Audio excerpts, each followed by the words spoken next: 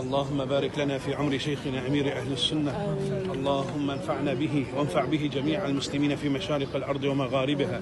اللهم بارك له في صحته وعافيته وفي طلابه وفي ذريته وأهل بيته وخليفته الحاج عبيد رضا وابنه الشيخ بلال. اللهم بارك في ركن الشورى الحاج عمران والحاج عبد الحميد والحاج أظهر، اللهم والحاج علي، اللهم والحاج أمين. اللهم بارك فيهم واحفظهم واجمع كلمتهم على ما يرضيك ويرضي حبيبك صلى الله عليه وسلم.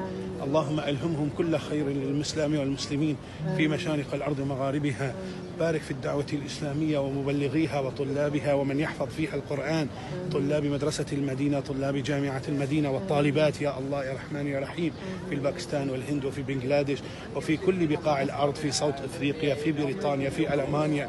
اللهم وفق الدعوة الإسلامية لكي تفتتح جامعة في أوروبا يا رب، تنفع الإسلام والمسلمين وتنفع البشرية عامة يا الله يا رحمن يا رحيم.